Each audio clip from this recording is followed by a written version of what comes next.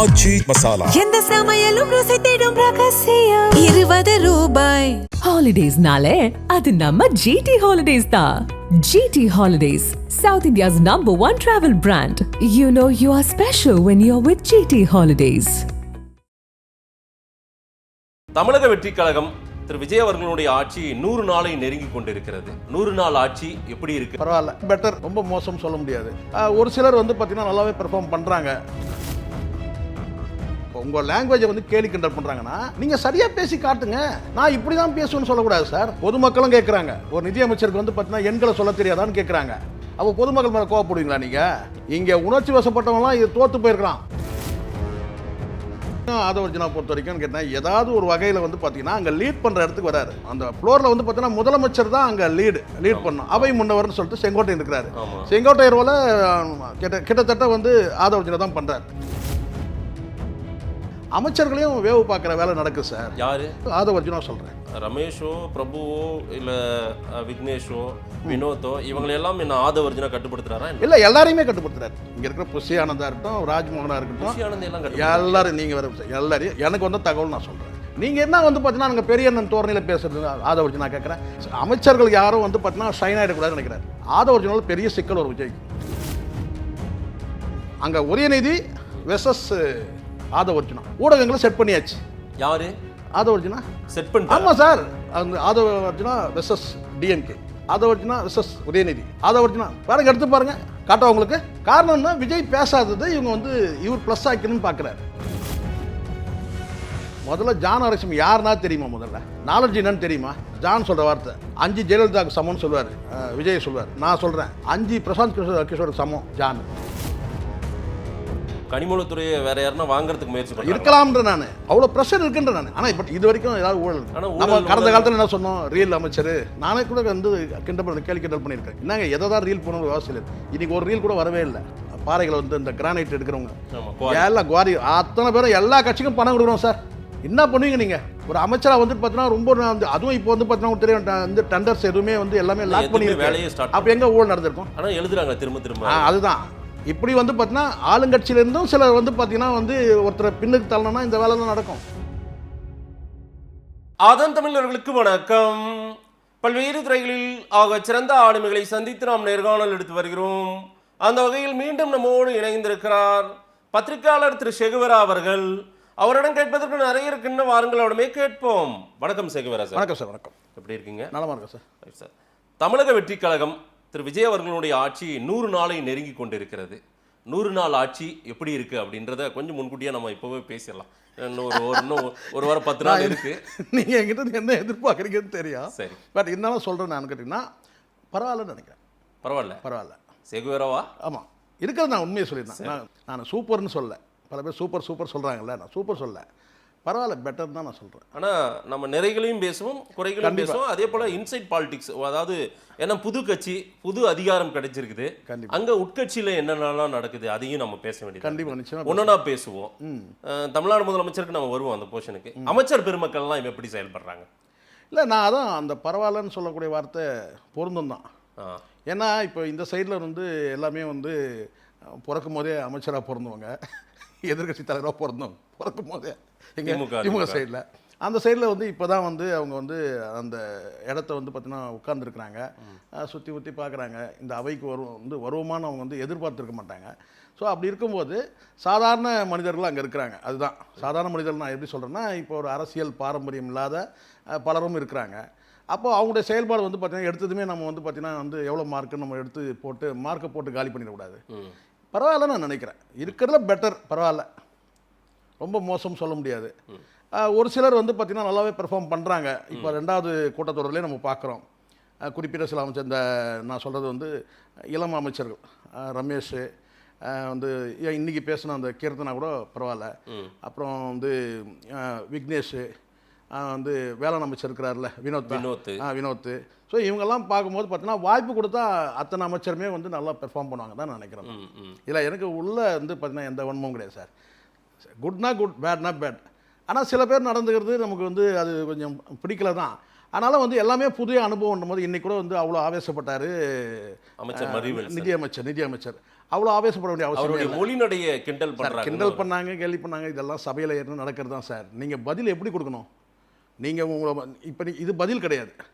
இங்கே குறைகள் சொல்லப்பட்டிருக்குன்னா அந்த குறைகளை வந்து பார்த்தீங்கன்னா நான் அடுத்த முறை நான் நிவர்த்தி பண்ணிப்பேன், நீங்கள் கேலி கிண்டல் பண்ணாதீங்க, அடுத்த முறை நான் திருத்திக்கிறேன்னு சொல்லிட்டாருன்னா முடிஞ்சிருச்சு. அடுத்த முறை நான் இப்படி தான் பேசுவேன் அப்படின்ற அந்த ஆவேசப்படக்கூடாது இல்லை. நீங்கள் வீட்டில் அந்த 4 சவுத்துக்குள்ளே அந்த விளக்கட்டை வச்சு நீங்கள் கோவப்படுறீங்க பாருங்கள், அதெல்லாம் அங்கே படக்கூடாது சார். சபை சார் அது லட்சக்கணக்கான பேர் அவங்க வந்து இப்போது மக்கள் சொல்லணும், ஏங்க என்னங்க பரவாயில்லைங்க, இப்போ நம்ம சொல்கிறோம்ல பரவாயில்லன்னு அந்த அது ஒன்றும் அது இப்போ முதலமைச்சர்லேருந்து இவங்க என்ன கற்றுக்குறாங்கன்னு எனக்கு தெரில. முதலமைச்சரை எவ்வளோ கேலி கிண்டல் இல்லையா, அப்புறம் அதை எப்படி அதை அணுகிறாரோ அந்த மாதிரி தான் அணுகணும். நீங்கள் கோவப்படுறதுல ஆவேசப்படுறதுல அர்த்தம் இல்லை, அது அப்படி வேறு மாதிரி போயிடும். அது இங்கே வந்து நீங்கள் அப்படியே ஒரு சபையில் வந்து உங்களை பண்ணால் கூட அவங்க என்ன சொல்கிறாங்கன்னு பாருங்கள். இப்போ நேற்று முந்தா நாள் நினைக்கிறேன், ஒரு 2 நாள் முன்னாடி சாட்டை துரைமுருகன் வந்து ட்ரோல் ஆச்சு உங்களுக்கு. முதலமைச்சருடைய செய்கையை வந்து உடல் மொழியை வந்து சொன்னார். அதுக்கு பதில் எப்படி கொடுத்தாரு சொல்லுங்கள்? முதலமைச்சர் எப்படி பதில் கொடுத்தாரு சொல்லுங்கள் பார்க்கலாம். இன்றைக்கி ரியாக்ஷன் காமிச்சாரா? இன்றைக்கி சிரித்தார், திரும்பி பார்த்தாரு, பதில் வந்துச்சா? இன்றைக்கி இதானே நீங்கள் எதிர்பார்த்தீங்க? ஒருத்தர் வந்து ஒரு ட்ரோல் பண்ணுறாங்கன்னா இன்றைக்கி சாட்டை துரைமுருகன் இன்றைக்கி ட்ரோல் பண்ண முடியுமா? பண்ண முடியாதுல்ல. அவர் ட்ரோல் பண்ணதுலேயும் ஒரு உண்மை இருக்குது. ஏன்னா இவருடைய செய்கை வந்து அப்படி இருந்தது. அன்றைக்கி சுச்சுவேஷன் அவருக்கு சில நெருக்கடிகள், நீதிமன்ற வழக்கு இதெல்லாம் இருக்கும்போது பார்த்தீங்கன்னா ஏதோ ஒரு யோசனையில் இருந்தார். ஆனாலும் அதை வந்து பார்த்தீங்கன்னா வந்து இதுக்கு முன்னாடியும் ஒரு எம்எல்ஏ நினைக்கிறேன் திமுக தரப்பில் முகத்தை வந்து அப்படி காமிச்சு ஒரு மாதிரி சந்திரசேகர் பண்ணார். இப்போ வந்து சாட்டை துரைமுருகன் வந்து அப்படி பேசணும். இன்றைக்கி ரியாக்ஷன்ஸ் பார்த்தீங்கல்ல, இப்படி தானே சார் பதில் கொடுங்க. இப்போ உங்கள் லாங்குவேஜை வந்து கேலி கிண்டல் பண்ணுறாங்கன்னா நீங்கள் சரியாக பேசி காட்டுங்க. ஓகே, நான் இப்படி தான் பேசுவேன்னு சொல்லக்கூடாது சார். ஒரு நிதியமைச்சர் வந்து பார்த்தீங்கன்னா நீங்கள் கணக்கை வந்து நீங்கள் எழுத்து கூட்டி பேசுகிறது தப்பாக பேசுகிறீங்க. சீமான் வந்து சொல்கிறது கரெக்டு தானே? சீமான் வந்து சொல்கிறது கரெக்டாக தப்பா? நீங்கள் வந்து ஒரு எழுத்து என்ன தப்பாக சொல்கிறீங்க சார்? நீங்கள் இதுக்கு முன்னாடி நீங்கள் அப்போ தான் உங்ககிட்ட கொடுத்து படிக்க சொல்கிறாங்களா? நீங்கள் ஃபுல்லாக ப்ராக்டிஸ் பண்ணிட்டு தான் வரீங்க. அப்போ அந்த எண்ணெய் வந்து நீங்கள் வந்து தப்பாக பேசக்கூடாதுல்ல. ஸ்கூல் பிள்ளைங்கள்லாம் பார்த்துட்டு இருக்கிறாங்கல்ல. அப்போ தப்பு உங்ககிட்ட இருக்குது, அதை சுட்டி காட்டினா நீங்கள் கேலி கிண்டலாம் எடுத்துக்காதீங்க. கேலி கிண்டல்லாம் நிறைய அனுபவிச்சனால தான் இன்றைக்கி முதலமைச்சராக உட்காந்துருக்கிறார். நம்ம நீர்வளத்துறை அமைச்சர் திரு புஷி ஆனந்த் அவர்கள் கூட 134.26ன்றாரு, அதை 26ன்னு சொல்லுங்க அதுதான் அப்படின்னு சொன்னதுமே இன்னைக்கு பாருங்க திருத்திட்டாரு. இன்னைக்கு அதை திருத்திட்டாரு. அதுதான் இன்னைக்கு தெளிவா அதை சொல்றாரு. அதுதான் நான் இங்க இந்த இடத்துல வந்து நீங்க அவ்வளோ ஆவேசப்பட நிதியமைச்சர் பார்த்தா இவ்வளோலாம் ஆவேசப்படக்கூடாது. என்ன சபையா என்ன இது? அவர் இப்போ நான் கேட்குறேன், அங்கே இருக்கிற ஒருத்தர் கேட்குறாருங்க, நீங்கள் அங்கே கோவப்பட்டீங்க, பொதுமக்களும் கேட்குறாங்க, ஒரு நிதியமைச்சருக்கு வந்து பார்த்தீங்கன்னா எண்களை சொல்ல தெரியாதான்னு கேட்குறாங்க. அப்போ பொதுமக்கள் மேலே கோவப்படுவீங்களா? நீங்கள் கோவப்படக்கூடாது. இங்கே உணர்ச்சி வசப்பட்டவங்களாம் இது தோற்று போயிருக்கலாம், இதுதான் உண்மை. முதலமைச்சர் எமோஷனல் ஆகிற ஆளே கிடையாது. ஆனால் எமோஷனல் ஆவார், ஒரு 6 மாதத்துக்கு ஒரு ஆவார். சபையில் ஒரு நாளுக்கு ஆகிறதுக்கான வாய்ப்பு இருக்குது, அன்றைக்கி பார்த்துக்கலாம். ஆனால் நீங்கள் நினச்ச அப்படியே 5 நிமிஷம் ஒரு முறை உணர்ச்சி வசப்பட்டீங்கன்னு வச்சுங்க, நீங்கள் கதைக்கு ஆக மாட்டீங்க. ஏன்னா இங்கே நீங்கள் போனீங்கன்னா அடுத்த ஆள் ரெடியாக இருக்கிறாங்க நிதியமைச்சர் பதவி எடுத்துக்கிறதுக்கு. நிதானம் தேவை. அவ்வளோ எமோஷனல் ஆகாதீங்க. நீங்கள் நான் அப்படி தான் பேசுவேன், இது உடல்மொழின்றது தவறாக பேசுகிற உடல்மொழி கிடையாது சார். முதல்ல புரிஞ்சுக்கணும், தவறாக பேசுகிறது உடல்மொழி கிடையாது. நீங்கள் தவறாக பேசுகிறீங்க, எண்களை கூட நீங்கள் தவறாக சொல்கிறீங்க, அதை நீங்கள் மாற்றிக்கிற பாருங்கள். சரி, வந்து மாண்புமிகு உறுப்பினர் சொன்னாருங்க, நான் வந்து நான் திருத்திக்கிறேங்க, எனக்கு சில வந்து லாங்குவேஜ் பிரச்சனை இருக்குது, நான் அடுத்த முறை நான் மாற்றிக்கிறேன், முடிஞ்சிச்சு. இவரும் வந்து கூட முன்னாள் அமைச்சர் ஏவா வேலு எந்திரிச்சு பேசும்போது சொல்கிறாரு, நாங்கள்லாம் யாராவது சொல்லியிருந்தா கூட பரவாயில்ல. நான் தான் ஒரே வாரம் சொல்கிறேன், அவங்கெல்லாம் பிறக்கும் போதே வந்து பார்த்தீங்கன்னா வந்து எம்எல்ஏவும் வந்து அமைச்சராக பிறந்தவங்க. நீங்க வந்து புதுசா இப்போ வந்திருக்கிறீங்க, அப்போ உங்களை வந்து பார்த்தீங்கன்னா கேட்டவரும் புதிய உறுப்பினர். அதுதான் எனக்கு தெரியுது. சொன்னார் அவர் வந்து கன்னி பேச்சுன்னு சொல்றாரு.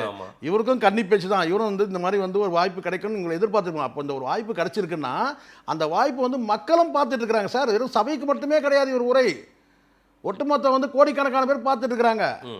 அப்போ நீங்கள் இந்த இடத்துல சும்மாவே இங்கே வந்து பார்த்தீங்கன்னா வெறும் டம்ளர்லேயே வந்து பாயசம் குடிப்பான். நீங்கள் வேறு பத்தாத்துக்கு நீங்கள் வந்து ட்ரோல் பண்ணும்போது நீங்கள் சில பாயிண்ட் எடுத்து கொடுக்குற மாதிரி இருக்குது. நீங்கள் உங்களோட லாங்குவேஜ் என்னை கூட நீங்கள் வந்து சரியாக சொல்ல முடியல. அது எப்படி ஒத்துக்க முடியும்? அதே போல் நேரில் என்ன பாருங்கள், எழுத்தில் படிக்கும்போது தப்பாக படிக்கிறீங்க, அதை எடுத்துடுவோம். ஆனால் இந்த இடத்துல நீங்கள் வந்து டங் ஸ்லிப் ஆகுது, இது எல்லாருக்கும் நடக்கிறது தான். ஆனால் என்னை சொல்லும்போது நீங்கள் கரெக்டாக சொல்லணும்ல.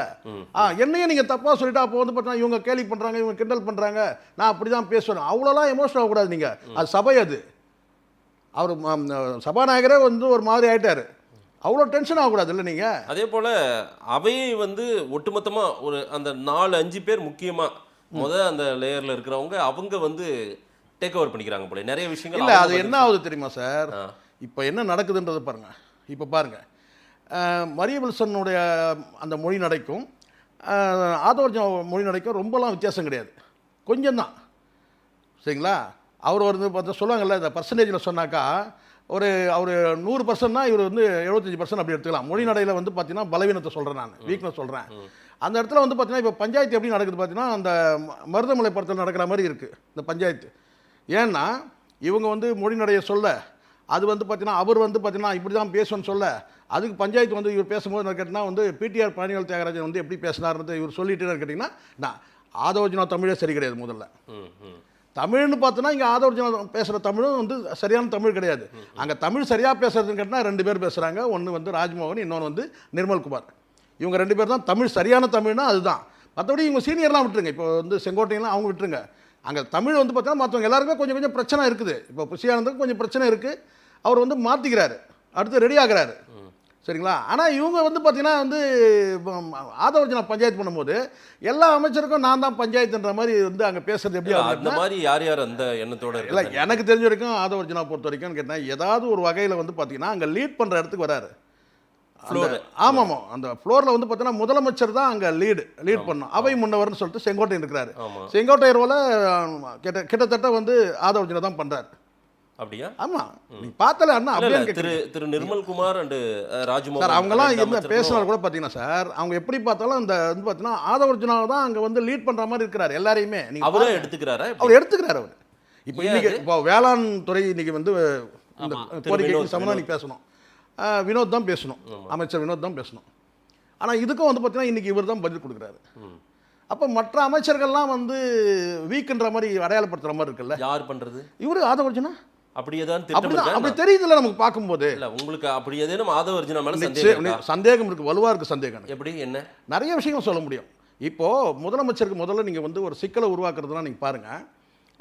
மற்ற அமைச்சர்கள் யாராவது சிக்கலை உருவாக்குறாங்களா? கிடையாது. ரமேஷாக இருக்கட்டும், வினோத்தாக இருக்கட்டும், மற்ற அமைச்சர் யாரெல்லாம் நீங்கள் வந்து சபையில் பேசியிருக்காங்களோ அத்தனை பேர் நீங்கள் எடுங்க, எதுவும் சிக்கல் இல்லை. ஆனால் இவர் பேசுகிறது எல்லாமே சிக்கலாக தானே இருக்குது. நீங்கள் வெளியில் வந்து பார்த்தீங்கன்னா ஒரு வார்த்தை பேசுகிறீங்க சார், அதுவே வந்து பார்த்தீங்கன்னா உச்சநீதிமன்றத்துக்கு உடனே ஓடி போகிறாங்க திமுக தரப்பில்.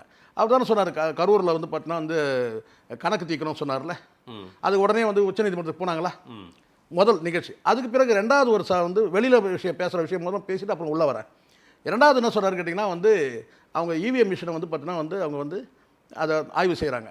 அப்போ வந்து இவர் வந்து சொல்கிறது கேட்டால் ஒரு அமைச்சர் இவர் அதை மறந்துட்டு பேசுகிறாரு. என்னன்னு கேட்டிங்கன்னா 9001 இருக்கும், இல்லைன்னா 15,000 இருக்குன்றாரு. எப்படி இருந்தாலும் தப்பு தானே சார்? ஒரு அமைச்சர் சொல்லக்கூடாதுல்ல. ஒரு அமைச்சர் எப்படி சொல்லலாம் 9001 இருக்குன்னு சொல்லக்கூடாது சார். 9000னா 9000 தான் இருக்கணும். அது 1 இருந்து கூட இருந்தாலும் தப்பு, குறைவாக இருந்தாலும் தப்பு. அப்போ ஒரு அமைச்சர் வந்து எப்படி நீங்கள் சொல்கிறீங்க? 2வது நீங்கள் அமைச்சர், இப்போ இருக்கிற அதிகாரி, ஆய்வு செய்கிற அமைச்சர் வந்து அதிகாரி வந்து உங்களுக்கு கீழே வேலை செய்கிறார். அரசு கீழே தான் ஒரு அதிகாரி. அன்றைக்கி வந்து எலெக்ஷன் கமிஷனில் இருந்தார், அந்த கெப்பாசிட்டியில் தான் இன்றைக்கும் வந்து அவர் வந்து அதை ஆய்வு செய்கிறாரு. அப்போ ஒரு அமைச்சராக இருக்கிற வந்து நீங்கள் வந்து வாண்டடாக வந்து வண்டியில் ஏறக்கூடாதுல்ல, நீங்கள் அது கருத்தை சொல்லக்கூடாது. இது வந்து எலெக்ஷன் கமிஷன் பண்ணுது, அவ்வளோதான். சட்டம் வேணுமோ அது செய்யுதுங்கன்னு சொல்லிட்டு கடந்து போயிடணும் தவிர அங்கே வந்து நீங்கள் மேடை பேச்சு பொருளாக ஆக்கக்கூடாது. இவிஎம்ல நடந்த அந்த குளறுபடி வந்து நாளைக்கு நீதிமன்றத்துக்கு கோர்ட்டுக்கு போனால் கூட பார்த்தீங்கன்னா அமைச்சர் சொன்ன ஸ்டேட்மெண்ட் பாருங்கள் அப்படின்னு ஆகிடும். ஸோ அப்போ அதிகாரி மீதும் தேவையற்ற வந்து பார்த்தீங்கன்னா வந்து ஒரு அழுத்தம், ஒரு கலங்கம் வரும். நீங்கள் எதை பேசுனா எதை பேசக்கூடாது இருக்குது. சரி, 2 அது பேசுனீங்க. அதை கடந்து உள்ளே வந்து நீங்கள் பேசும்போது இந்த பார்ட்டி ஃபண்டுன்னு ஒன்று பேசுனீங்கல்ல, போன முறை வந்து முதலமைச்சர் எச்சரிக்கையாக பேசினார். அது சொல்லியோ தெரிஞ்சோ எப்படின்னு கேட்டால் பார்ட்டி ஃபண்டுன்னு தான் சொன்னார். அதுக்கே வந்து இவங்க வந்து கோபமாயிட்டாங்க, இதுவாகிட்டு. அது வந்து கரெக்ட். அது கடைசியில் அது என்ன ஆச்சு கேட்டால் பார்ட்டி ஃபண்டுன்னு தானே இப்போ சொன்னேன், அதுக்குள்ளே நீங்கள் வந்து எங்கள் அப்பா குதிரைக்குள்ளேன்னு ஓடுறீங்கன்ற மாதிரி அது பேசு பொருளாச்சு. ஆனால் இன்றைக்கி என்ன சொல்கிறாருன்னா டைரெக்டாக வந்து ஒரு விஷயத்தை மறந்துட்டு பேசுகிறாரு. உங்களுக்காக ஞாபகத்துக்கு வந்தான்னு தெரில. இவர் என்ன பேசுகிறாருன்னா 900 கோடி வந்து பார்த்தீங்கன்னா வந்து எதுக்காக கொடுத்தீங்கன்னு கேட்குறாங்க. அவங்க வழக்கமாக லாட்ரின்னு சொல்லிட்டு தான் சார் இருப்பாங்க. மார்ட்டின் இருக்கிற வரைக்கும் லாட்ரின்னு தான் சொல்லுவாங்க. ஏன்னா லாட்ரியில் சம்பாரிச்ச பணம் போது அப்படி தான் சொல்லுவாங்க. நல்ல வழியில் சம்பாரிச்சா சொல்ல மாட்டாங்க. அது நல்ல வழி கிடையாதுன்றது எல்லாருக்கும் தெரியும். அப்போ லாட்ரின்றது வந்து பார்த்தீங்கன்னா அது பேசும் பொருளாக தான் செய்யும். நீங்கள் அதுக்கு வந்து பார்த்தீங்கன்னா அவங்க மருமகன்ற அடிப்படையில் நீங்கள் வந்து பார்த்தீங்கன்னா அது வந்து அதை உங்ககிட்ட உங்கள் மேலே அந்த விமர்சனம் வைக்க தான் செய்வாங்க. ஆனால் அதுக்கு நீங்கள் என்ன சொல்லிட்டீங்கன்னா நேரடியாக இருக்கிற அவையில் இல்லாதவர் யார்? மார்ட்டின் வந்து அவையில் இல்லாத நபர் வந்து நீங்கள் சொல்லிக்கிட்டா வந்து நீங்கள் என்ன சொன்னீங்கன்னா எதுக்காக நீங்கள் 9000 கோடி வாங்கினீங்கன்னு கேட்டீங்க. நல்ல வேலை உதயநிதி வந்து பார்த்தீங்கன்னா வந்து 900 கோடின்னு நினைக்கிறேன். சாரி 900 கோடி. 900 கோடி வந்து ஏன்னா நம்ம நிதியமைச்சரை பற்றி பேசியிருந்தால ஸோ 900 கோடி வந்து வாங்கினீங்க அப்படின்னு சொல்லியிருந்தேன். அதுக்கு உடனே நல்ல வேலை அவர் என்ன சொல்கிறாருன்னு கேட்டிங்கன்னா வந்து அதுக்கு வந்து உங்கள் மாமாவை கேளுங்கன்னு சொன்னார். அதுக்கு நீங்கள் அப்பாவை கேளுங்கன்னு பேசுனீங்க. இது அவசியமே இல்லாது. ஏன்னா இது வந்து மறைமுகமாக கொடுத்தது ஃபண்டு. மறைமுகமாக கொடுத்தது சபைக்கு வரவே கூடாது, சட்டசபைக்கு வரவே கூடாது. சரி, இதை நீங்கள் சொன்னீங்க. இன்னொரு விஷயத்தை நீங்கள் வந்து மறந்துட்டீங்க. நல்ல வேலை வந்து பார்த்தீங்கன்னா அவர் அப்படி சொல்லிட்டார். என்ன சொல்லிட்டாருன்னு கேட்டால் அவர் மாமான்னு சொல்ல நீங்கள் அப்பான்னு சொல்ல இப்படி ஆயிடுச்சு. அந்த பக்கம் கை காமிச்சு உங்கள் மாமியார்கிட்ட கேளுங்க சொல்லியிருந்தா என்ன இருக்கும்? அங்கே ஒருத்தர் இருக்கிறது ஞாபகம் இருந்துச்சு யாருக்காச்சும்? உங்களுக்கு ஞாபகம் இருக்கணுமா இல்லையா? நீங்கள் அந்த குடும்பத்தில் ஒற்று உறவில் இருக்கிறீங்க இல்லைன்றது அதெல்லாம் நமக்கு தேவையில்லை சார். ஆனால் அந்த இடத்துல நீங்கள் பேசும்போது அங்கே பக்கத்துலேயே உட்காந்துருக்கிறவங்க யார்? லீமா ரோஸ் உட்காந்துருக்குறாங்க. உங்கள் மாமியார் தான். அது தேவையில்லாமல் வந்து பார்த்தீங்கன்னா இப்போ அவங்க இதில் சப்போஸ் பேச தெரிஞ்சுருந்தால் அவங்களும் பேசியிருப்பாங்க. அது தேவையில்லாத ஒரு பேச்சு தானே. இப்படி வந்து பார்த்தீங்கன்னா தேரெடுத்து என்ன சொல்லுவாங்க. இப்போ இன்னொரு விஷயம் இருக்குது. இப்போ நான் கேட்குறேன் 10 ரூபா சொன்னீங்க, இப்போ 20 ரூபா வாங்குறாங்க பாட்டிலுக்கு. அதுக்கு வந்து பார்த்தீங்கன்னா அதுக்கும் வந்து பதில் கொடுக்குற இடத்துல நீங்கள் இருக்கிறீங்க. இப்போ நீங்கள் பார்ட்டி ஃபண்டுன்னு வரும்போது பார்ட்டி ஃபண்டு கொடுக்கும்போது நீங்கள் எங்கே இருந்தீங்க சொல்லுங்கள்? நீங்கள் எங்கே இருந்தீங்க? திமுக. அப்போ நீங்களும் தானே பொறுப்பாயிருங்க. அப்போ இந்த இடத்துல இதுதான் பாயிண்ட்டு. மக்களுக்கு வந்து பார்த்தீங்கன்னா டிவிக்கு அரசு மீது இந்த பார்ட்டி ஃபண்டு விஷயத்தில் வந்து பார்த்தீங்கன்னா ஒரு சுத்தமான ஒரு பார்வை இருக்குது. இவங்க சுத்தமானவங்கன்னு சொல்லிட்டு. இப்போ நீங்கள் அங்கே ஏற்கனவே இருந்ததுடைய விளைவு திமுகவில் இருந்தீங்க, அவங்க பார்ட்டி ஃபண்டு கொடுத்தாங்க. ஏதோ நீங்கள் அவங்கள திருப்பி அடிக்கிறதுக்கு நீங்கள் வந்து பார்த்தீங்கன்னா பழைய அந்த வன்மம் வச்சு திருப்பி அடிக்கிறீங்க. இதில் சேதாரம் யாருக்கு? பாதிப்பு யாருக்கு? இப்போ அடுத்த நாள் எல்லாம் ட்ரோல் பண்ண ஆரம்பிச்சேன். என்னன்னு கேட்டிங்கன்னா எல்லாம் இங்கே ஒரு திருடன் அவன் ஒரு திருடன் 2 பேரும் வந்து பேசிக்கிறாங்க. அப்படி போயிடுச்சு இல்லை கடைசியில். இப்போ பார்ட்டிக்கும் நீங்கள் வந்து மார்ட்டின் குடும்பம் வந்து திமுகவுக்கு பணம் கொடுத்ததுக்கும் சம்மந்தம் இல்லை. நான் சொல்ல டிவிக்கு பார்ட்டிக்கும் இவங்க வந்து பார்த்தீங்கன்னா டிஎம்கே பணம் கொடுத்ததுக்கு சம்மந்தம் இல்லை. ஆனால் நீங்கள் அதை எடுத்து பேசும்போது அது என்ன ஆகுதுன்னு கேட்டிங்கன்னா இப்போ மக்கள்கிட்ட எப்படி ஆகுதுன்னு கேட்டிங்கன்னா பணம் கொடுக்கும்போது இவனை தானே கூட இருந்தான். சாதாரண மக்கள் நான் பேசலை. சாதாரண மக்கள் இந்த ஃபேஸ்புக்கு ட்விட்டரில் பார்க்கணுன்னா எல்லாம் ஒரே கூட்டு கலவாணிக்கு தான் அப்படின்னு ஆயிடுச்சு இல்லை. அப்போ இது யாருக்கு கெட்ட பேர்? அப்போது இந்த இடத்துல வந்து ஆதவர்ஜுனா பேசுறது அத்தனையுமே அது வெளியில் பேசுறதா இருக்கணும், சட்டமன்றத்தில் பேசுறது எல்லாமே வந்து டிவிகேக்கு மைனஸ் தான்.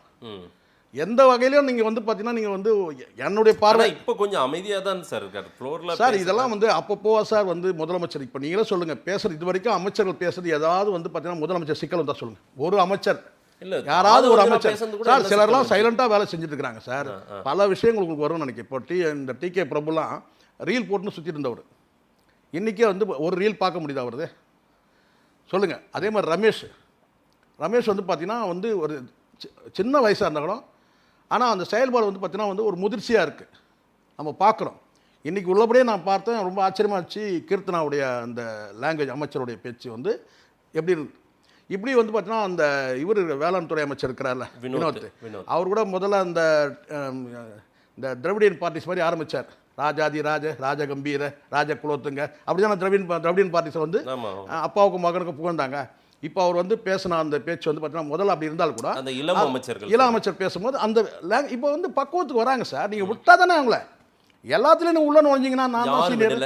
ஆதவர்ஜுனா தான் அவங்க விடணும் சார். ரமேஷோ பிரபுவோ இல்லை விக்னேஷோ வினோத்தோ இவங்களெல்லாம் என்ன ஆதவர்ஜுனா கட்டுப்படுத்துறாரா? இல்லை எல்லாரையுமே கட்டுப்படுத்துறாரு. நீங்கள் அவங்கள மட்டும் சொல்லுங்க. இங்கே இருக்கிற புஷியானதாக இருக்கட்டும், ராஜ்மோகனாக இருக்கட்டும், எல்லாரும் நீங்கள் வேறு எல்லாரையும் எனக்கு வந்த தகவல் நான் சொல்கிறேன். எல்லாரையும் கட்டுப்படுத்துறாரு. அது காரணம் கேட்டீங்கன்னா சார் நீங்கள் உச்சபட்சமாக நீங்கள் பாருங்கள் உங்கள் ரோல் என்ன சார்? முதல்ல நீங்கள் யார் சார்? முதல்ல அவர் ஒரு மினிஸ்டர். அவ்வளோதானே சார்? அவ்வளோதானே. நீங்கள் மேடையில் மைக்கை பிடிச்சா என்ன வேணால் பேசுவீங்களா? காரசாரமாக விவாதம் போயிட்டு இருக்குது. எதிர்கட்சி தலைவருக்கு சரியான பதில் கொடுக்குறாரு. முன்ன பின்ன பேப்பர் சிந்தா வந்து தெரியும்னு சொல்கிறாரு. சரிங்களா? அந்த முன்ன பின்ன வார்த்தையை தவிர வேற ஒரு வார்த்தை போட்டிருக்கலாம். ஆனால் முன்ன பின்ன வந்து பேப்பர் படிச்சு தான் தெரியும்னு சொல்லிட்டு ஒரு வார்த்தை பேசுகிறாரு. அது வந்து பார்த்தீங்கன்னா நேருக்கு நேர் வந்து ஒரு போட்டி வருது. இவர் என்ன சொல்கிறாரு? வெளியில் ஒரு மீட்டிங் போட்டு என்ன சொல்கிறாரு? ஆபாச நிதி பேர் யாருக்கு? உதயநிதி பேர் ஆபாச நிதி. அவர் ஆபாசமாக பேசுகிறாரு. வெளியில் பேசின மேட்ரு. இதுக்காக இவர் என்ன சொல்கிறாருன்னா ஒரு தீர்மானம் போடுங்க. இனிமேல் முதலமைச்சர் எந்த கேள்வி கேட்டாலும் நான் பதில் சொல்கிறேன், அண்ணன் செங்கோட்டையன் பதில் சொல்லட்டும், இன்னும் சில பேரை வந்து பார்த்தீங்கன்னா பதில் சொல்லட்டோன்னு சொல்கிறாரு. இது எப்படி சரியாக இருக்கும்? அப்போ இந்த இடத்துல நீங்கள் என்ன சொல்ல வரீங்க? புரியல உங்களுக்கு? அப்படி ஒன்று நடந்தால் என்ன ஆகும் கேட்டீங்கன்னா சார் உதயநிதி கேட்குற கேள்விக்கு வந்து பார்த்தீங்கன்னா வந்து முதலமைச்சரால் பதில் சொல்ல திராணி இல்லை. நான் சொல்கிறேன். அப்போ செயலற்ற முதல்வர் சார். இப்போ நான் சொல்கிறேன், இங்கே எதிர்கட்சி தலைவர் பிறக்கும் போது எதிர்கட்சி தலைவர் கிடையாது. இப்போ முதலமைச்சர் கேட்டால் இன்னைக்குல நாளைக்கே அடுத்த நாள் வந்து இயல்பாக இருப்போம் சார். பக்கமாக வசனம் பேசின ஒரு சினிமாவில் இந்த சபையில் வந்து எதிர்கொள்ள முடியாதா? அதுக்கான வாய்ப்பும் அந்த நேரம் வரணும். முதலமைச்சரே இந்த ஸ்பேஸை ஆதவுக்கு அது கொடுத்துருக்கலாம். ஒரு இல்லை நீங்கள் அப்படி சொல்லுங்க. நீங்க எப்படி சொல்றீங்க? இல்ல சார், நீங்க எடுத்துக்கிறீங்க. நான் சொல்லிடுறேன். திரு ஜானாரகுசாமி போன்றவர்கள் இருக்காங்க, இன்னமும் அவங்க எல்லாம் சைலண்டா இருக்காங்க. சார் வண்டி ஓட்டும் போது நீங்க பின்னாடி உட்கார்ந்து வண்டி ஓட்டும் போது நான் வந்து பார்த்தீங்கன்னா வந்து சீராக வண்டி ஓட்டிட்டு போகிறேன். ஆனால் வந்து ஸ்லோவாக போகிறேன். என்னால் வந்து பார்த்தீங்கன்னா என்னுடைய இயல்பு, நான் 40ல் தான் போகிறேன்.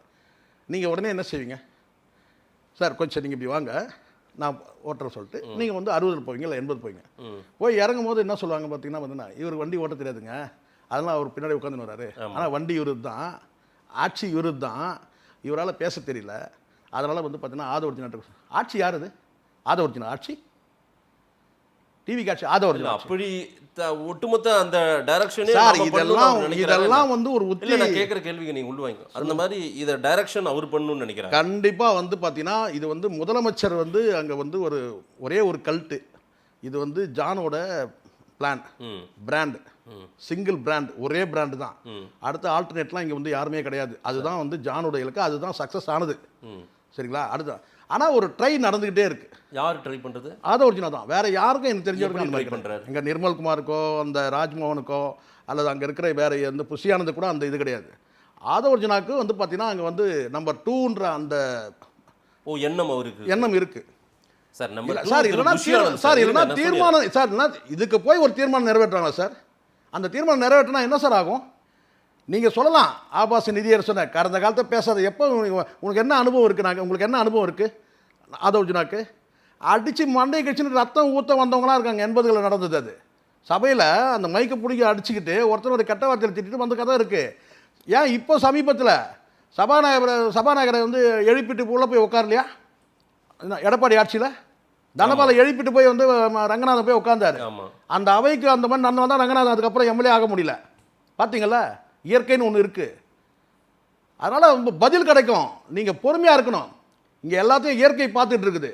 இதே வேல்முருகனை ஒருமையில் பேசின ஒரு சேகர் பாபு இந்த சபாநாயகர் பார்த்தீங்கன்னா அன்றைக்கி தன்னிச்சையாக அவர் வாயில் வந்துருச்சு. ஏன் பாட்டு பாடுறேன்னு கேட்டார். பதில் கிடச்சிச்சா? பொறுமையாக வேணும். இயற்கை எல்லாத்தையும் பார்த்துட்டு இருக்குது.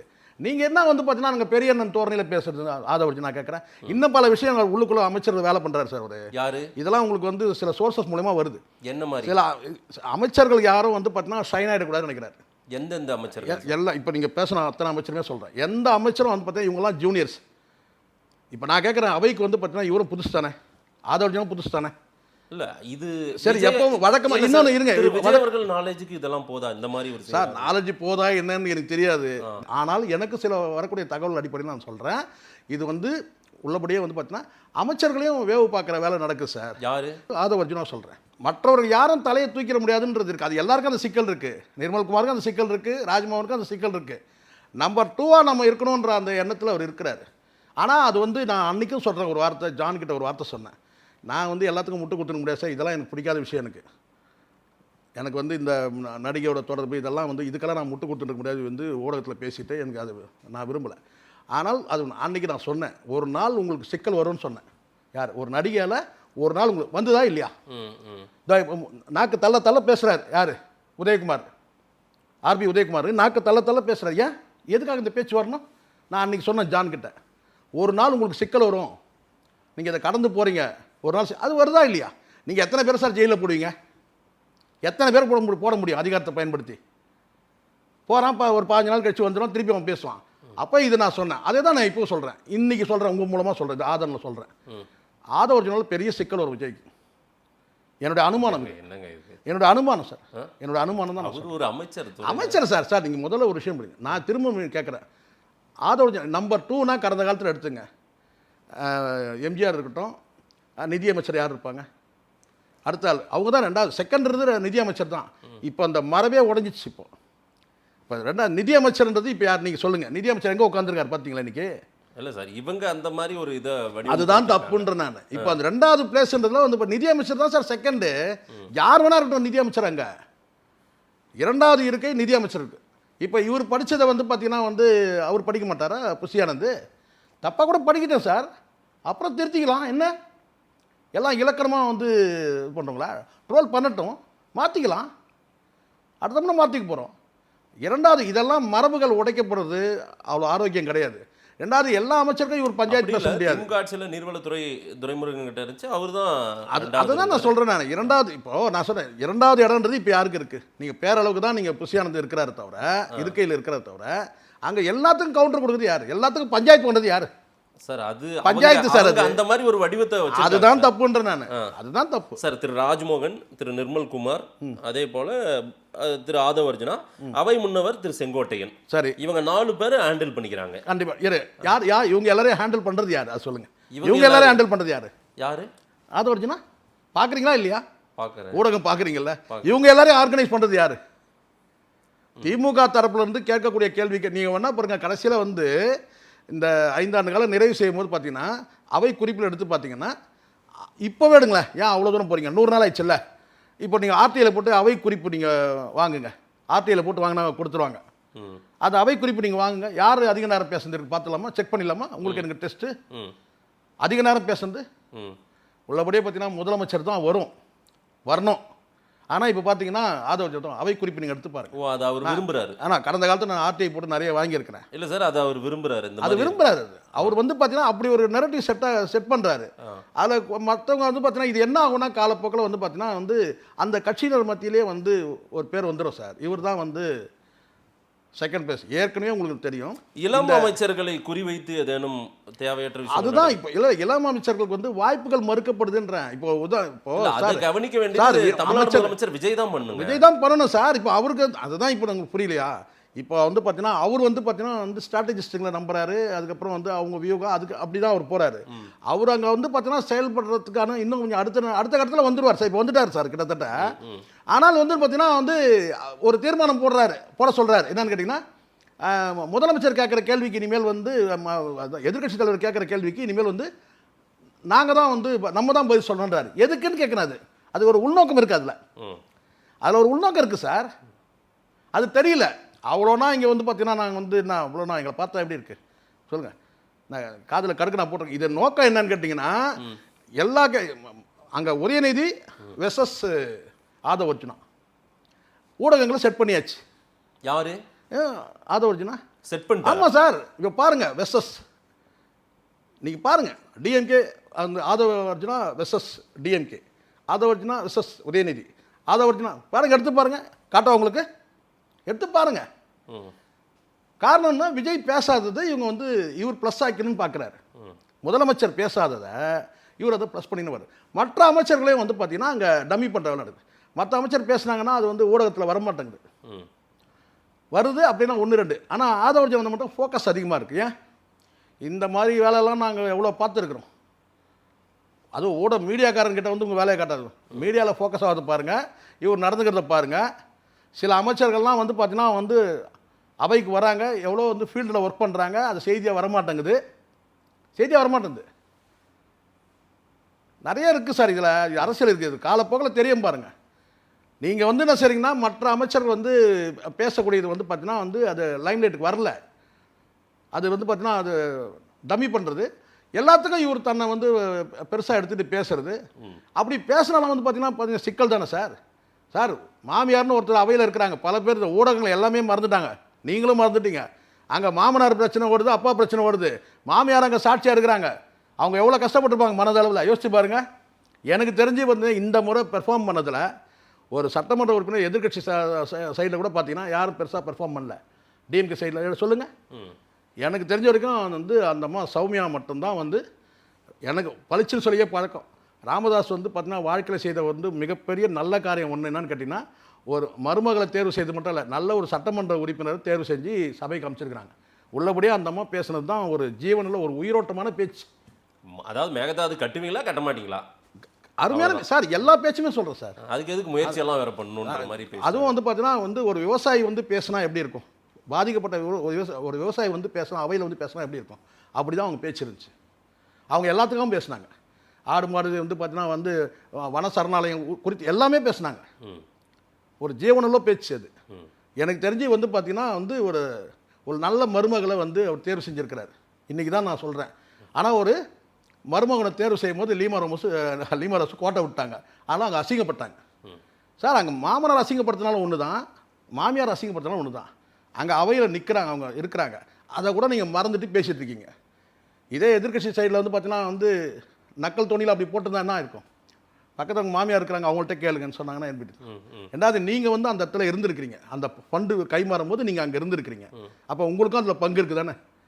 அப்போ இதெல்லாம் பேசும்போது அங்கே என்ன ஆகுதுன்னா, பொதுமக்கள் மத்தியிலேருந்து பேசுங்க சார். நீங்கள் தயவு செஞ்சு, நான் பொதுமக்கள் பார்வையிலேருந்து பார்க்குறேன், பல பேர் ஃபேஸ்புக்கில் போடுறான், அறிவார்ந்த நபர்கள் பேசுகிறான் வந்து போடுறதெல்லாம் பாருங்கள். அங்கே தேவையில்லாமல் வந்து தாவேக்கா வந்து பார்த்தீங்கன்னா அடிப்படுது சார். அங்கே அந்த க்ளீன் இமேஜ் அடி வாங்குது. இது வந்து உங்களுக்குள்ளே நடந்த பிரச்சனை. அது நீங்கள் பார்ட்டி ஃபண்டுன்னு சொன்னீங்கன்னா அதோட முதலமைச்சர் பேச தான் கரெக்ட். பார்ட்டி ஃபண்டுன்னு சொன்னார்ல, அது வேற ஒரு விஷயம் சொன்னார், அதோட முடிஞ்சிச்சு. நீங்கள் ஓப்பனாக நான் பேசுகிறேன் சொல்லிட்டு தைரியம் இருந்தால் சொல்லிட்டு நீங்கள் வந்து கேட்குறீங்க. அது கடைசியில் என்ன ஆகுது? இப்படி தானே விவாதம் வருது. மாமாவை கேளு, அப்பாவை கேளு, அங்கே பக்கத்தில் மாமியாரை நிற்க வச்சுக்கிட்டு நீங்கள் பேசுகிறீங்க தேவையில்லாத. அப்புறம் தான் சில பேர் உள்ளே வந்து என்ன சொல்கிறாங்கன்னா, ஓபிஎஸ் பண்ணுறவங்கன்னு கேட்டால் இது முற்றிலுமாக இது அவையிலேருந்து எடுங்க. இது ஒரு வகையில் வந்து பார்த்தீங்கன்னா உங்களுக்கு பின்னாடி வாங்க சார். நீங்கள் வேணா பாருங்கள். ஜான் ஆரோக்கியசாமி ஆதவர்ஜுனா அந்த ரிலேஷன்ஷிப் எப்படி? இப்போ இவங்களுக்கு எல்லாருக்கும் தலைவலி என்ன தெரியுமா? நான் சொல்லட்டுமா? என் பார்வையில் ஜான் ஆரோக்கியசாமி தான் தலைவலி எல்லாருக்கும். இல்லை ஆதவர்ஜுனா பிரச்சனைன்றீங்க? இல்லை சார், இல்லை ஏன்னா இல்லை எல்லாரும் இவங்க அத்தனை பேருக்கும் என்ன நான் சொல்கிறது கேட்டிங்கன்னா, இந்த யாரெல்லாம் வந்து பார்த்தீங்கன்னா இந்த எளிதாக வந்து முதலமைச்சரை வீழ்த்தலாம்னு நினைக்கிறாங்கல்ல, நான் அப்படி ஒரு குரூப். ஆமாம், இவங்க எல்லாருக்கும் தலைவலின்னு கேட்டினா அவர் தான், ஜான் தான். அது குறிப்பாக வந்து எப்படியாவது நகர்த்தணும்னு பார்க்குறாங்க. யாராவது ஜானை வந்து எப்படியாவது விஜய்கிட்ட இருந்து நகர்த்தணும். அது வந்து பார்த்தீங்கன்னா அதுக்கான வேலைகள் செய்கிறாங்க. ரொம்ப நுட்பமாக நடக்குது அது வேலைகள். அது இந்நேரம் அவருக்கு தெரிஞ்சிருக்கும். ஜானுக்கு தெரியாமலாம் இருக்காது. ஏன்னா ஜான் அறிவாளின்றது எனக்கு நான் ஏற்கனவே பதிவு பண்ணியிருக்கிறேன், தெரியும். இவங்களுக்கெல்லாம் என்ன தலைவலி? இப்போ திமுக வந்து விஜய் வீழ்த்தக்கூடியவங்களுக்குலாம் என்ன தலைவலி கேட்டால் வந்து ஜானோட மாஸ்டர் பிரெயின் தான் அங்கே எப்படியாவது நகர்த்தணும். அது சவுக்கு மூலமாக வந்து தீர்க்கணும் பார்க்குறாங்க. ஏன்னா சவுக்கு சங்கருக்கும் ஜான் அரசுக்கும் என்ன சார் பிரச்சனை சொல்லுங்கள்? நிர்மா சோப்புக்கு வந்து பிராண்ட் பண்ணுற ஆளை கொண்டு வந்து நீங்கள் ஸ்ட்ராட்டஜிஸ்டாக போட்டால் இப்படி தான் நடக்கும். எப்படி நிர்மா சோப்புக்கு பிராண்ட் பண்ணுற ஆளை கொண்டு வந்துட்டு ஸ்ட்ராட்டஜிஸ்டாக போட்டால் இப்படி தான் நடக்கும். ஜான் ஆரோக்கியசாமியோட வந்து பார்த்தீங்கன்னா 7வது அறிவு வேலை செய்யும் போது இவர் ஜெயிலில் இருந்தவர். யார்? சவுக்கு சங்கர். ஜான் ஆரோக்கியசாமியோட 7வது அறிவு வேலை செய்யும் போது நீ ஜெயிலில் இருந்த, இங்கே எவ்வளோ வெளியில் நடந்தது, எவ்வளோ விஷயங்கள் நடந்தது, அதை எப்படிலாம் டேக்கிள் பண்ணார். இன்றைக்கி வந்து இந்த ஃபேமிலி மேட்டர் கூட செட்டில் ஆகிறதுக்கு கூட வந்து பார்த்திங்கன்னா வந்து ஜான் ஒரு பார்ட். ஜான் வந்து தீவிரமான விசுவாசி. யாருக்கு? விஜய்க்கு. ஜானை எப்படியே தூக்கணும்னு பார்க்குறாங்க, பிளான் பண்ணுறாங்க. இதுதான் நடக்குது. அசைன்மெண்ட் இது எனக்கு டவுட்டாக இருக்குது. ஆதவர்ஜுனா டவுட்டாக இருக்குது. முதல்ல ஜான் ஆரோக்கியம் யாருன்னா தெரியுமா? முதல்ல நாலேஜ் என்னன்னு தெரியுமா? 5 நான் சொல்கிறேன் பாருங்கள். அவர் சொல்லுவார், ஜான் சொல்கிற வார்த்தை 5 ஜெயலலிதாவுக்கு சமம்னு சொல்லுவார். யாரை? விஜய் சொல்லுவார் 5 நான் சொல்கிறேன் 5 பிரசாந்த் கிஷோருக்கு சமம் ஜான். ஒரு ஜான் 5 பிரசாந்த் கிஷோருக்கு சமம். இப்போ வந்து அடுத்த வேலை நடக்குது. ஒரு பிரைம் மினிஸ்டருக்கான அந்த பிம்பம் கட்டமைக்கப்படுது.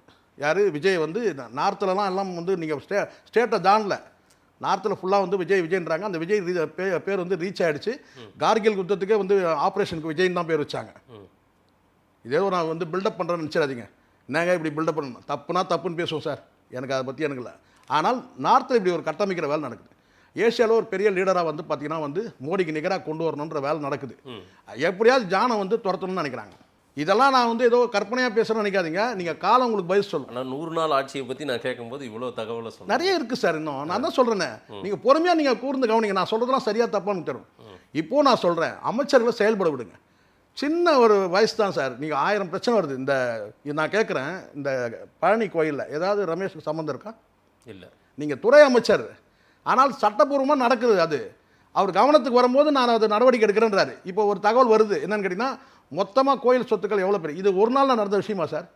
60-70 வருஷமாக ஆட்டையை போட்டுக்கிறான் கோயில் சொத்துக்களை. கோயில் சொத்தை நம்ம மனையை எழுதுனா கூட பார்த்தீங்கன்னா மண் அள்ளின கதைலாம் இருக்குது. விவசாயம் அந்த கோயில் சொத்து எங்கெல்லாம் இருக்கோ, சூளைக்கு மண் எடுத்தவங்க இருக்கிறான். உள்ளே வந்து பார்த்தீங்கன்னா வந்து எத்தனையோ விதமான வந்து ஆற்று மணல் எல்லாமே இருக்குது கோயில் மனையில். அதெல்லாம் அடிச்சவெல்லாம் இருக்கிறான். மனை அங்கே தான் இருக்குது. மண் அள்ளிட்டு போனவெல்லாம் இருக்கிறான். ஒரு அமைச்சர் வந்து பார்த்தீங்கன்னா வந்து பண்ணும்போது அதிகாரிகள் கோஆப்ரேஷன் இருக்கணும். மாவட்ட ஆட்சியர் வந்து பார்த்தீங்கன்னா ஒத்துழைப்பு இருக்கணும். அப்போது ஒரு இளம் அமைச்சர், அனுபவமே இல்லாத ஒருத்தர் வந்திருக்கிறாருன்னா ஒன்று நீங்கள் சப்போர்ட் பண்ணுங்கள், இல்லை நீங்கள் வந்து இதில் அமைச்சருக்கு தொடர்புன்னு சொல்ல முடியுமா? உங்களால் சொல்ல முடியாது. அப்போ ஒரு விஷயமா எடுக்கும்போது பார்த்தீங்கன்னா நீங்கள் குற்றம் சொல்லணுன்ற மாதிரி வந்து கொண்டு வந்து பார்த்தீங்கன்னா பிராண்ட் பண்ணுறதுன்னு ஒன்று இருக்குது. அது எப்படி நான் ஒரு விஷயம் மட்டும் கேட்குறேன். இங்கே பேசுகிற ஊடகத்தில் பேசக்கூடிய பல பேர் கேட்டிங்கன்னா குறிப்பிட்டு வந்து பார்த்தீங்கன்னா வந்து அந்த ரமேஷை மட்டுமே கார்னர் பண்ணுறாங்க. நீங்கள் பாருங்கள், குறிப்பிட்டு மற்ற அமைச்சர்லாம் செகண்டு. ஒன்று அவர்கிட்ட போவாங்க, நான் நேராக டாஸ்மாக் இருக்கிற அந்த விக்னேஷ் கிட்ட போகிறாங்க. டாஸ்மாகில் எனக்கு தெரிஞ்ச வரைக்கும் வந்து பார்த்தீங்கன்னா அந்த 20 ரூபா பிரச்சனை மட்டும் ஒன்று இருக்குது. அதை வந்து பார்த்தீங்கன்னா அதை கலைஞ்சாலே போதும். மற்றபடி எதுவும் வந்து பார்த்தீங்கன்னா லஞ்ச ஊழல் எதுவும் சொல்கிறதுக்கே இல்லை. அதுக்கான நம்ம பார்க்குறோம், கண் முன்னாடி பார்க்குறோம். அப்படி எதாவது தான் இந்நேரம் எதிர்கட்சிக்கு விடுவாங்களா சார்? கரெக்ட். இருக்கிறது பிரச்சனையே பேசணும். அந்த 20 ரூபா பிரச்சனை இருக்குது, அது வந்து அது நம்ம அது முட்டு கொடுக்க முடியாது. ஆனால் மற்ற துறை சொல்லுங்கள் நீங்கள். அப்போ நீங்கள் வந்து கொஞ்சம் இப்போ 100 நாள் தான் சார் ஆச்சு. நீங்கள் 6 மாதம் டைம் சொன்னீங்க. கனிம வளத்துறைன்றது சாதாரண விஷயம் கிடையாது. அதுக்கு அந்த அமைச்சர் பதவி வாங்கறதுக்கு முதல் பார்த்தீங்கன்னா ஏகப்பட்ட சவால்கள் சந்திக்கணும். இதுக்கு பின்னாடி மிகப்பெரிய வந்து மாபியாக்கள் இருக்காங்க. நீங்கள் கனிம வளத்துறை வந்து பார்த்தீங்கன்னா எனக்கு உள்ளபடியாக பெரிய ஆச்சரியம் தான். அங்கே பெரிய அனுபவசாலிகள் வந்தால் கூட பார்த்தீங்கன்னா அந்த துறை நிர்வாகம் பண்ணுற சாதாரண விஷயம் கிடையாது. அவ்வளோ ப்ரெஷர் இருக்கும். அது சாதாரண வேலை கிடையாது. நான் நினைக்கிறேன் அதனால தான் ரீலே போகிறதில்லன்னு நினைக்கிறேன். அவ்வளோ ப்ரெஷர் இருக்கும். ரீல் போகிறதுக்கு டைம்லாம் இருக்காது. அவ்வளோ நெருக்கடி கொடுக்கும். ஏன்னா கடந்த காலத்தை தெரியும் சார், இந்த கனிம வளத்துறையில் இருக்கிற அந்த அதிகாரிகளை வந்து போட்டுருவானுங்க. உங்களுக்கு தெரியும் நினைக்கிறேன். எத்தனை விஓக்கள், எத்தனை தாசில்தார்கள், இதுக்கு பின்னாடி மிகப்பெரிய மாபியாக்கள் எல்லா கட்சியும் காசு வாங்குறானுங்க. அந்த இந்த கனிம வளத்துறையில் வந்து பார்த்தீங்கன்னா இந்த மணல் மாபியாக்கள், அந்த மாதிரி இந்த வந்து பார்த்தீங்கன்னா அந்த பாறைகளை வந்து இந்த கிரானைட் எடுக்கிறவங்க எல்லாம் குவாரி அத்தனை பேரும் எல்லா கட்சிக்கும் பணம் கொடுக்குறோம் சார். என்ன பண்ணுவீங்க நீங்கள்? ஒரு அமைச்சராக வந்து பார்த்தீங்கன்னா ரொம்ப அதுவும் இப்போ வந்து பார்த்தீங்கன்னா தெரியும் வந்து டெண்டர்ஸ் எதுவுமே வந்து எல்லாமே லாக் பண்ணியிருக்காங்க. அப்போ எங்கே ஊழல் நடந்திருக்கும்? ஆனால் எழுதுறாங்க திரும்ப திரும்ப. அதுதான் இப்படி வந்து பார்த்தீங்கன்னா ஆளுங்கட்சியிலேருந்தும் சிலர் வந்து பார்த்தீங்கன்னா வந்து ஒருத்தரை பின்னுக்கு தள்ளணும்னா இந்த வேலைலாம் நடக்கும். இப்போ அந்த துறை வந்து வேற ஒருத்தர் தேவை, என்ன செய்வீங்க? அந்த மாதிரி யார் சார்? அதெல்லாம் சார் அதெல்லாம் நடக்கும் சார்னு நான் பொறுத்திருந்து பாருங்கள். ஒன்று ஒன்றா வரும் பாருங்கள். ஒரு அமைச்சரை காலி பண்ணுறதுக்கு உள்ளே இருக்கிறவங்களும் வேலை செய்வாங்க அந்த வேலையை. அது இந்த ஆட்சியில் தான் நீங்கள் நினைக்காதீங்க. அது கடந்த ஆட்சியில் உண்டு. அந்த அந்த டிபார்ட்மெண்ட் நம்ம கைக்கு வரணும். கனிமூலத்துறையை வேற யாருன்னா வாங்குறதுக்கு முயற்சி பண்ணி இருக்கலாம்ன்ற நான் அவ்வளோ ப்ரெஷர் இருக்குன்ற நான். ஆனால் இப்போ இது வரைக்கும் ஏதாவது ஊழல் இருக்கேன். ஆனால் நம்ம கடந்த காலத்தில் என்ன சொன்னோம்? ரீல் அமைச்சர் நானே கூட வந்து கேள்வி கிண்டல் பண்ணியிருக்கேன் இதே மீடியாவில். என்னங்க எதை தான் ரீல் போகணும்னு விவசாயம் இல்லை. இன்றைக்கி ஒரு ரீல் கூட வரவே இல்லை. அதான் வருத்தமே. காரணம் கேட்டால் அங்கே ரியலாக வந்து அனுபவிக்கிறது ஜாஸ்தியாக இருக்கும். ஏன்னா அது சாதாரண துறை கிடையாது. கடந்த காலத்தில் வந்து இங்கே அதிமுக திமுக ஆட்சியில் எடுத்திங்கன்னா அவ்வளோ நடந்திருக்கு. யாரும் சப்போர்ட் பண்ண மாட்டாங்க சார் இதுக்கு மேலே. ஏன்னா இங்கே உள்ளே இருக்கிறவங்களே நம்ம வந்து பார்த்தீங்கன்னா காட்டி கொடுக்கணும் இருப்பான். பணம் பல இடத்துல பாயும். ஒரு என்ன செய்வார் ஒரு அமைச்சர், அவங்க அதிகாரிகள் வந்து கோஆப்ரேட் பண்ணல. நேர்மையாக பார்த்தோம்னா இது வரைக்கும் நான் சொல்கிறேன், எதிர்கட்சிகளை விட ஆளுங்கட்சி பெர்ஃபார்ம் பண்ணாங்க. அதனால தான் நான் சொன்னேன், கேட்ட உடனே பரவாயில்லன்னு சொன்னேன். 100 நாள் ஆட்சி பரவாயில்ல. ரைட் சார், நிறைய விஷயங்கள் நம்ம பேசியிருக்கோம், மக்கள்கிட்ட கொடுப்போம். அதை ஒரு நேரில் வந்து நேரம் கொடுத்து பேசியமைக்கு நன்றி. நன்றி சார்.